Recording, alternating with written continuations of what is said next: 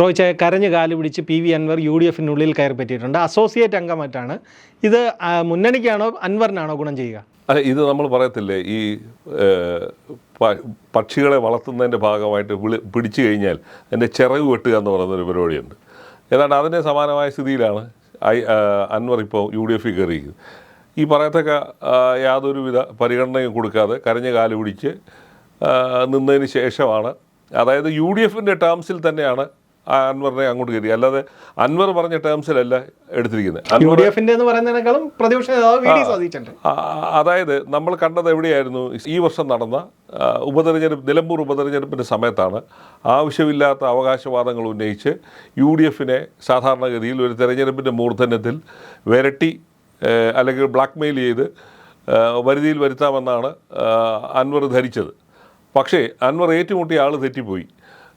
V D സതീശനെ പോലെ വളരെ ശക്തനായ ഒരു പ്രതിപക്ഷ നേതാവിൻ്റെ അടുത്ത് പോയി വേണ്ടാത്ത അവകാശവാദങ്ങൾ ഉന്നയിച്ചപ്പോൾ തന്നെ ഒറ്റയടിക്ക് തന്നെ ഇങ്ങനെ ഒരാളെ ഞങ്ങൾ എടുക്കുന്നില്ല, യു ഡി എഫിൽ എടുക്കുന്നില്ല, അയാൾ പറയുന്ന ടേംസ് അനുസരിച്ച് ഞങ്ങൾക്ക് സ്ഥാനാർത്ഥിയെ നിർത്താനും തയ്യാറല്ല. അതായത് അൻവർ ആവശ്യപ്പെട്ടത് വി എസ് ജോയിയെ സ്ഥാനാർത്ഥിയാക്കി നിർത്തണമെന്നായിരുന്നു. അത് പറ്റില്ല, യു ഡി എഫിൻ്റെ സ്ഥാനാർത്ഥിയെ യു ഡി എഫ് തന്നെ, കോൺഗ്രസിൻ്റെ സ്ഥാനാർത്ഥിയെ കോൺഗ്രസ് തന്നെ തീരുമാനിക്കും എന്ന വളരെ ശക്തമായ ഒരു നിലപാട് സതീശൻ എടുത്തതോടുകൂടി തന്നെയാണ് അൻവറിൻ്റെ ഈ രാഷ്ട്രീയ ഭാവിക്ക് മേൽ ആദ്യം തന്നെ തിരശ്ശീല വീഴുന്നത്. അപ്പോൾ അൻവറിനെ പോലെ ഒരാളെ ബ്ലാക്ക് മെയിലിങ്ങിൻ്റെ കോൺഗ്രസ് വഴങ്ങിയാൽ പിന്നെ ശിഷ്ടകാലം കോൺഗ്രസ് ഇതേപോലുള്ള ബ്ലാക്ക് മെയിലുകൾക്ക് വഴങ്ങേണ്ടി വരും. സതീശൻ്റെ മേൽ ഒരുപാട് സമ്മർദ്ദം ഉണ്ടായിരുന്നു, ഇയാളെ എടുക്കണം, കൂടെ നിർത്തണം എന്നൊക്കെ പറഞ്ഞ്. പറ്റില്ല എന്നുള്ള വളരെ നിലപാടെടുക്കുകയും സതീശൻ്റെ നിലപാട് ശരിയാണെന്ന് പിന്നീട് തെരഞ്ഞെടുപ്പിൽ തെളിയിക്കുകയും ചെയ്തു. 11,000 വോട്ടിൻ്റെ ഭൂരിപക്ഷത്തിനാണ് ആര്യാടൻ ഷൗക്കത്ത് ജയിച്ചത്. ഇദ്ദേഹത്തിന് കേവലം 19,000 വോട്ട് മാത്രമേ പിടിക്കാൻ കഴിഞ്ഞുള്ളൂ. സമ്മർദ്ദത്തിൻ്റെ കാര്യം പറയുമ്പോൾ ഇപ്പോൾ പാർട്ടിക്ക് പുറത്താണെങ്കിലും അന്ന് സതീശൻ വാതിൽ അടച്ചു എന്ന് പറഞ്ഞപ്പോഴാണ് രാഹുൽ മാങ്കൂട്ട് MLA അൻവറിൻ്റെ വീട്ടിൽ പോയി ചർച്ച നടത്തിയത്. അത് തന്നെ വളരെ ദുരൂഹമായ ഒരു കൂടിക്കാഴ്ചയും മറ്റുമായിരുന്നു. ആരാവശ്യപ്പെട്ടിട്ടാണ് ഇയാൾ പോയി കണ്ടെന്നുള്ളത് പോലും അന്നും വ്യക്തമാക്കിയിട്ടില്ല, ഇന്നും വ്യക്തമായിട്ടില്ല.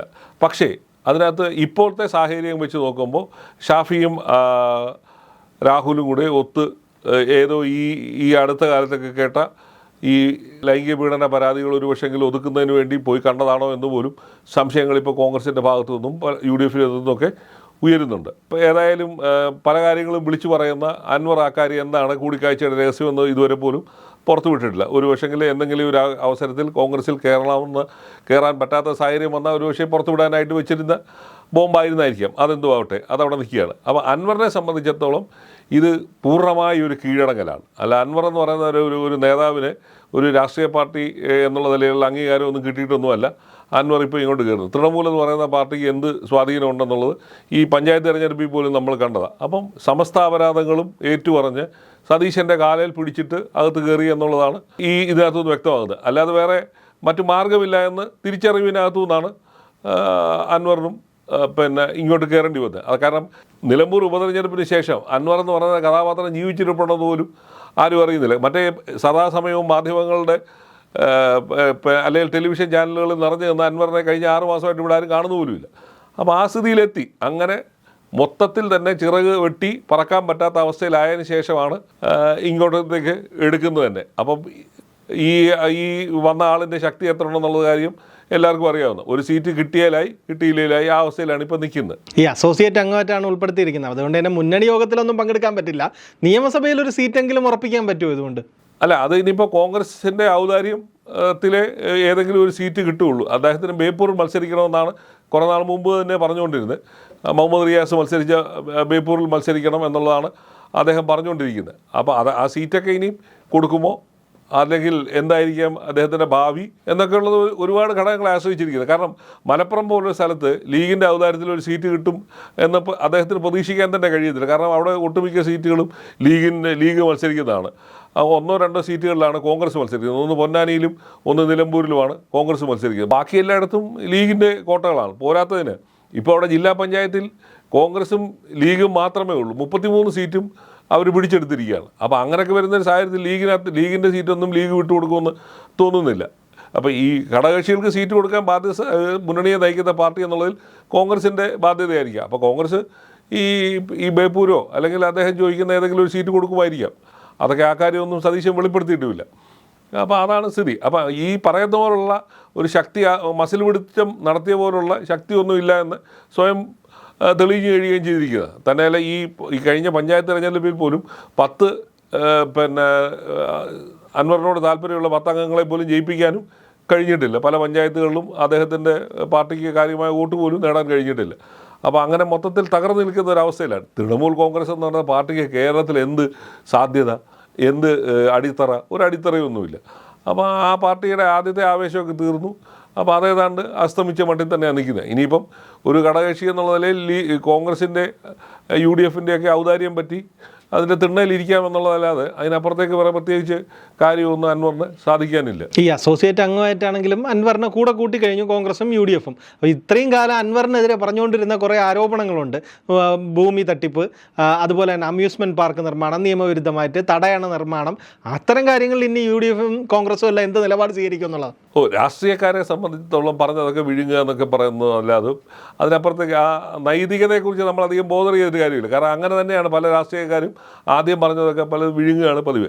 അപ്പോൾ ഈ ശ്രീത്ത് ചോദിച്ച ഇതൊരു പ്രസക്തമായ ചോദ്യമാണ്. കോൺഗ്രസ് തന്നെ പല ഘട്ടങ്ങളിൽ ഉന്നയിച്ച ശക്തമായ ആരോപണങ്ങളുണ്ട്. ഈ അമ്യൂസ്മെൻറ്റ് പാർക്കിനകത്തായിരിക്കും ഈ ഭൂമി കയ്യേറ്റമായാലും അതുപോലെ തന്നെ പല കോൺഗ്രസ് നേതാക്കൾക്കെതിരെ അവിടെ നിലമ്പൂരിലും മറ്റും അദ്ദേഹം സ്വാധീനം ഉപയോഗിച്ചെടുത്ത കേസുകൾ ഇതെല്ലാം കിടക്കുകയാണ്. അപ്പോൾ അതൊക്കെ ഇനി ഒരു ഭരണമാറ്റത്തിലേക്ക് മാറുന്ന ഒരു സാഹചര്യം ഉണ്ടായാലും ഒരു പക്ഷേ അതൊക്കെ മറക്കുമ്പോഴൊക്കെ ചെയ്തെന്നിരിക്കുക. അപ്പോൾ ഇതൊക്കെ മറക്കാനും രാഷ്ട്രീയക്കാർ സ്ഥിരം പറയുന്ന ഒരു ഡയലോഗ് ഉണ്ടല്ലോ, രാഷ്ട്രീയത്തിൽ പെർമനൻ്റ് ആയിട്ടുള്ള ശത്രുക്കളുമില്ല, പെർമനൻ്റ് ആയുള്ള മിത്രങ്ങളുമില്ല. അപ്പോൾ ആദ്യം ആരാണോ ഇങ്ങോട്ട് വരുന്നത് തൽക്കാലത്തേക്ക് ശാന്തി എന്നുള്ള നിലയിൽ കൂടെ കൂട്ടുക എന്നുള്ളതിനപ്പുറത്തായിട്ട് ഈ പറയുന്ന ആരോപണങ്ങളിലോ അല്ലെങ്കിൽ ഈ അത്തരം കാര്യങ്ങളൊന്നും വലിയൊരു പ്രസക്തി ഉണ്ടെന്ന് ഒറ്റ ഉദാഹരണം പറയാം. ആർ ബാലകൃഷ്ണപിള്ള ഇന്ത്യയിൽ ആദ്യമായിട്ട് അഴിമതി നിരോധന നിയമപ്രകാരം അകത്തായ ആളാണ് ആർ ബാലകൃഷ്ണപിള്ള. അത് VS അച്യുതാനന്ദൻ്റെ നിരന്തരമായ പോരാട്ടങ്ങളുടെ ഭാഗമായിട്ടാണ് അദ്ദേഹത്തിന് 1 വർഷമെങ്കിലും തടവ് ശിക്ഷ കിട്ടിയത്. അതേ ബാലകൃഷ്ണപിള്ളയെ 2 കൈ നീട്ടിയാണ് LDF സ്വീകരിച്ച് മാണിയെ കോഴമാണി എന്നൊക്കെ വിളിച്ച് രാജ്യം മുഴുവൻ ബഹളം ഉണ്ടാക്കി നിയമസഭ തല്ലിപ്പൊളിക്കുകയൊക്കെ ചെയ്ത് CPM തന്നെ മാണിയുടെ പാർട്ടിയെ സ്വീകരിച്ചത് നമ്മളാണ്. അപ്പോൾ രാഷ്ട്രീയക്കാർ പറയുന്ന ധാർമ്മികതയും രാഷ്ട്രീയക്കാർ പറയുന്ന അഴിമതി ആരോപണങ്ങളുടെ അവസ്ഥ ഇത്രയേ ഉള്ളൂ. ഇത് അങ്ങോട്ടും ഇങ്ങോട്ടും എപ്പോഴും നടക്കുന്ന ഒരു കാര്യമാണ്. ഈ ആരോപണങ്ങൾ ഉന്നയിക്കുകയും വർഗീയവാദിയാണെന്നൊരു സമയത്ത് പറയും, പിന്നെ ഏറ്റവും വലിയ മതേതരവാദിയാണെന്ന് പറയും, ഏറ്റവും വലിയ അഴിമതിക്കാരെന്ന് പറയും, ഇപ്പുറത്ത് വരുമ്പോൾ വിശുദ്ധനായ മനുഷ്യനാണെന്ന് പറയും. അപ്പോൾ അതൊക്കെ തന്നെയാണ് രാഷ്ട്രീയക്കാരുടെ ഒരു സ്ഥിരം പരിപാടി. അപ്പോൾ ആ പറഞ്ഞതൊക്കെ ആൾക്കാരുടെ മറന്നു പോകും എന്നുള്ളൊരു ധാരണയിലാണ് ഇരിക്കുന്നത്. പക്ഷേ ഒരു തെരഞ്ഞെടുപ്പ് വരുമ്പോൾ ഇതൊക്കെ ഏത് തരത്തിൽ വന്ന് വെളുപ്പിക്കാൻ പറ്റും എന്നുള്ളതായിരിക്കണം കണ്ടറിയണം. തെരഞ്ഞെടുപ്പിൻ്റെ കാര്യം പറയുമ്പോൾ ഈ അൻവറിനെയും ജാനുവിനെയും കൂടെ കൂട്ടിയത് കൊണ്ട് കോൺഗ്രസിന് എന്ത് നേട്ടം? അത് തെരഞ്ഞെടുപ്പിൽ ഉണ്ടാകുന്ന ഒരു നേട്ടമാണോ മുന്നിൽ കാണുന്നത്? അതൊരു വലിയ ചോദ്യമല്ല. അല്ല, അത് ഈ തെരഞ്ഞെടുപ്പ് ഒരു ഭരണത്തിലേക്ക് നീങ്ങുന്ന ഒരു പാർട്ടി അവർക്ക് എവിടുന്ന് 10 വോട്ട് കിട്ടാമോ, ആരെ കൊണ്ട് കൊണ്ടുവരാൻ കഴിയുമോ അത് കിട്ടുന്ന ആൾക്കാരെ എല്ലാം തട്ടിക്കൂട്ടുക എന്നുള്ളതാണ് എല്ലാ മുന്നണികളുടെയും ഒരു പൊതു സ്വഭാവം എന്ന് പറയുന്നത്. ഇപ്പോൾ ഈ കൊച്ചു ചെറുകിട പാർട്ടികളെ കൂടെ നിർത്തണമെന്നുള്ള തന്ത്രം നമ്മൾ 1957 മുതൽ അല്ലെങ്കിൽ 67 മുതൽ തന്നെ കേരളത്തിൽ ഈ മുന്നണി ഭരണം വന്ന സജീവമായ സാഹചര്യം മുതൽ അന്ന് മുതലേ ഉള്ളതാണ്. അപ്പോൾ ഏതൊരു പാർട്ടിക്കും 10 വോട്ടുണ്ടെങ്കിൽ അത് കൂടെ പോരട്ടെ എന്നുള്ളത് കൊണ്ടാണ് ഇവരെയൊക്കെ കൂടെ കൂട്ടി നിർത്തി. ഇത് ഏറ്റവും എഫക്റ്റീവായി നടത്തിക്കൊണ്ടിരുന്നത് കെ കരുണാകരനും ഇപ്പുറത്ത് EMS ആയിരുന്നു. കൊച്ചു ചെറുകിട പാർട്ടികളെ ഉപയോഗിച്ച് പരമാവധി വോട്ട് സമാഹരിക്കുന്നതിൻ്റെ ഒരു തന്ത്രത്തിൻ്റെ ഭാഗമായിട്ടാണ് ഈ സമുദായ പാർട്ടികളായാലും അല്ലാത്തവരായാലും എല്ലാത്തിനെയും കൂടെ നിർത്തുക. ഇപ്പം ഇതിനകത്തെ ഒരു ജാനുവിൻ്റെ കാര്യത്തിൽ ഒരു പ്രത്യേകത എന്ന് പറയുന്നത് ഒരു ആദിവാസി സമൂഹത്തെ പ്രതിനിധീകരിക്കുന്ന ഒരു രാഷ്ട്രീയ പാർട്ടി എന്നുള്ളത് കോൺഗ്രസ് പോലെ ഒരു പാർട്ടിക്ക് അവരുടെ പ്രതിച്ഛായ നിർമ്മാണത്തിനും പ്രതിച്ഛായ വർദ്ധിപ്പിക്കുന്നതിനും ഉപകരിക്കും. ദേശീയ തലത്തിലൊക്കെ ഉപകരിക്കും. ഏറ്റവും സമൂഹത്തിൽ ഏറ്റവും താഴേക്കിടയിലുള്ള പാർശ്വവൽക്കരിക്കപ്പെട്ട ഒരു സമൂഹത്തിൻ്റെ ഭാഗമായി നിൽക്കുന്ന ഒരു നേതാവിനെ ഉപയോഗിച്ച് അവരെ കൂടെ നിർത്തുക എന്ന് പറയുന്നത് അവരെ സംബന്ധിച്ചിടത്തോളം അങ്ങനെ ഒരു ബ്രാൻഡ് മേക്കിങ്ങിനകത്ത് ഒരു ബ്രാൻഡിങ്ങിനകത്ത് വലിയ ഗുണം ചെയ്യുന്ന. അപ്പോൾ അൻവറിനെ കൊണ്ടൊന്ന് എന്ത് ഗുണമെന്നുള്ളത് ഇനിയും തെരഞ്ഞെടുപ്പ് കഴിയുമ്പോഴേ അറിയാൻ പറ്റും. കാരണം അൻവറിൻ്റെ സ്വന്തം മണ്ഡലത്തിൽ പോലും 19,000 വോട്ടേ പിടിക്കാൻ കഴിഞ്ഞുള്ളൂ കഴിഞ്ഞ ഉപതെരഞ്ഞെടുപ്പിനകത്ത്. വലിയ കോലാഹലം ഉണ്ടാക്കി കോൺഗ്രസിനെ കിടത്തിക്കളയും എന്നൊക്കെ പറഞ്ഞ് പോയ ആളിന് കിട്ടിയത് 19,000 വോട്ടാണ്. അപ്പോൾ അതിനുശേഷം നടന്ന പഞ്ചായത്ത് തെരഞ്ഞെടുപ്പിൽ പോലും സ്ഥിതി അതീവ ദയനീയമാണ്. അപ്പം ഞാൻ പറഞ്ഞ ഇതിനകത്ത് ഈ ജാനുവിൻ്റെ കാര്യത്തിലുള്ള അഡ്വാൻറ്റേജസ് ഒന്നും അൻവറിൻ്റെ കാര്യത്തിൽ കോൺഗ്രസ്സിന് കിട്ടുമെന്ന് തോന്നുന്നില്ല. അപ്പോൾ ആ വ്യത്യാസമുണ്ട്. പക്ഷേ എന്നിരുന്നാലും തിരഞ്ഞെടുപ്പ് വരുമ്പോൾ 10 വോട്ടെങ്കിൽ 10 വോട്ട്, അതാണ് സമുദായ സ്വാധീനങ്ങൾ, സമുദായ പരിഗണനകൾ, ഇതൊക്കെ തന്നെ വലിയ തോതിൽ കണക്കാക്കുന്നതാണ്. കാരണം കോൺഗ്രസ് പോലെ പാർട്ടിക്ക് 10 വർഷം അധികാരത്തിന് പുറത്തു നിന്നതിനെ ദുരിതവുമായിട്ടാണ് ഈ തെരഞ്ഞെടുപ്പിലേക്ക് കോൺഗ്രസും UDF നീങ്ങുന്നത്. അപ്പോൾ അതുകൊണ്ട് പരമാവധി വോട്ട് സമാഹരിക്കാൻ കഴിയുന്ന എല്ലാ പോക്കറ്റുകളിലും അത് ഉപയോഗിക്കാനാണ് ശ്രമിക്കുന്നത്.